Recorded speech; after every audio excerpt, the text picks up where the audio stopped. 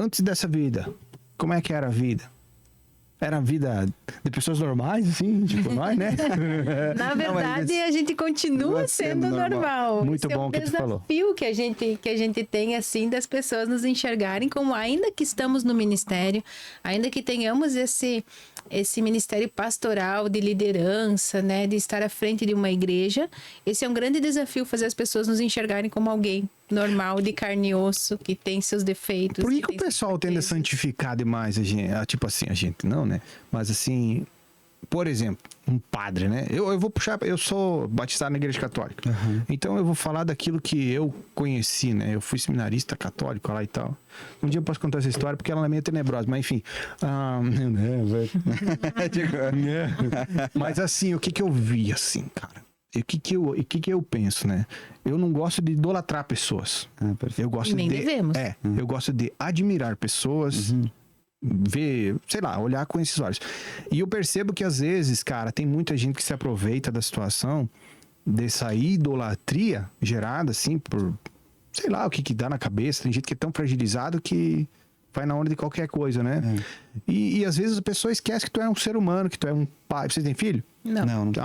Então, assim, ó, tipo que nem eu tenho filho, por exemplo. Mas, assim, o cara que é pastor tem filho daqui a pouco. Pô, o cara, ele é um pai. É um marido. A mulher dele também tem TPM. O cara também reclama. O casal também se desentende. Entendeu? E eu acho que, assim, o pessoal tende a olhar... Eu acredito que seja esse, talvez, que tu esteja falando. De achar que vocês não... Pô, o cara não discute. O cara não erra. É vida perfeita, A né? vida perfeita, que na verdade assim, ó, vocês estão com uma missão, com um chamado, mas são pessoas como qualquer outra pessoa. Normais. Então as pessoas, eu acho que tem que entender um pouco esse lado também. A gente tem o direito de errar, sabe? Eu acho que nós não podemos estar o tempo todo preso naquele negócio e ter que estar provando que o cara é bom. Pô, velho. Tipo, outro dia que tu falou daquela história do mosquito e da abelhinha lá, pô, que pegou pra mim de um jeito, cara. Eu disse, cara, mas é a vivência, né? Porque tu contou uma história massa, assim, tudo, mas é uma vivência da vida da gente que provavelmente já aconteceu contigo também. Contigo, com todos nós acontece. Então eu acho que as pessoas têm que parar, às vezes, de olhar com idolatria e olhar com admiração e entender que ali existe um ser humano passivo de erro, como qualquer outra pessoa. Perfeito. Sim. Se eu falei alguma bobagem, me desculpe. É um chamado que tu exerce, né? Mas continuamos sendo pessoas imperfeitas, normais, que também choram, né? Como tu falou. Exato. Né? Sorri, tem as dores que não dá para esconder. Essa ideia da idolatria, assim, foi um pouco pintada, assim, nessa cultura, mas eu até entro assim, ouso dizer que um pouco mais místico, né? Sim. Nossa, então é o cara. Sim. Tem mais ligação com Deus. Tá num degrau assim, mas, cara. Deus não que não esteja, não, né? Pois é, então Deus nos dá um chamado diferenciado. Certo? Ótimo. E esse chamado diferenciado a gente exerce com uma autoridade divina para cuidar de pessoas. Essa é a nossa responsabilidade como pastores. Por exemplo, aqui está o Cris e a Júlia, que estão na igreja, e nós hoje pastoreamos a Igreja Batista Independente. Sim. Aqui. Estão debaixo da nossa tutela. Eu vou responder pela vida espiritual deles. Sim. Diante de Deus. Sim. Então, o meu cuidado com eles é a vida espiritual que eles possuem, e eu quero que eles consigam entender quem é o Cristo e viver essa vida. Perfeito. Certo? Perfeito. Mas idolatrar, não. Sim. Eu acho, uma das coisas que aconteceu no passado é que muitos líderes, né, eles colocavam como se fosse uma capa vermelha De super-herói. Entende? Sim. Não demonstravam suas fraquezas. Sim. Porque na época também, né, vamos lá, não vamos exagerar, se demonstrasse, talvez a fraqueza deixaria eles menos do que o outro. Sim. Então também se criou essa ideia assim, pô, o pastor não erra. Se o pastor errar, meu Deus, o pastor errou. E eu acredito que também foi uma época, Estevão, essa época, né, mais antiga, assim, da igreja em geral, né, da igreja evangélica, principalmente. E eu acredito que até dentro da própria igreja católica, Paulo também convivia um pouco, né? Sim. Da minha vida.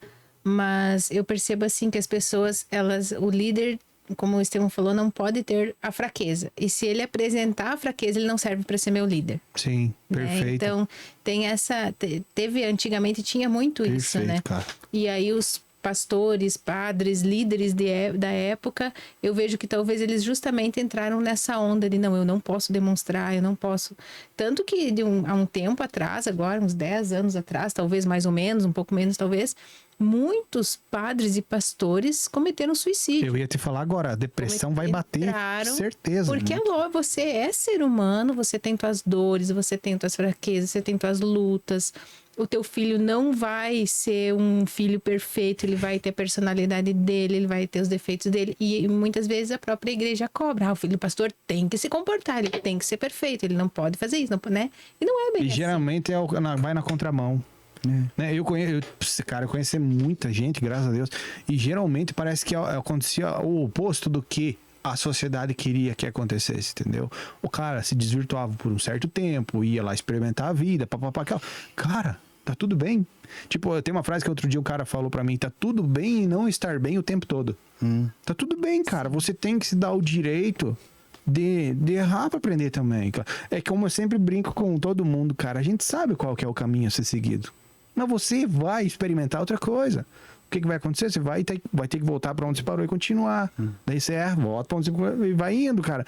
A gente poderia, talvez, ir reto? Poderia, cara. Mas a gente é humano, velho. Vai errar.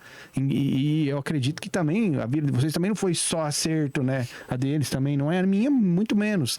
Então, o que, ao meu ver, a gente não pode fazer é deixar de aprender com esses erros, cara. Se você errou, foi uma oportunidade que Deus te deu de aprender. Se você enxergar assim, né? Tem gente que reclama. Eu fui um desses caras. Eu reclamava muito, cara. Quando eu comecei a entender que eu tinha que agradecer e parar de reclamar e saber o que pedir, as coisas começaram a mudar. Muda bastante, né? Muda, cara. As próprias coisas ao nosso redor, quando tu agradece mais do que pede. Vixe Maria, mano. Muda tudo, né?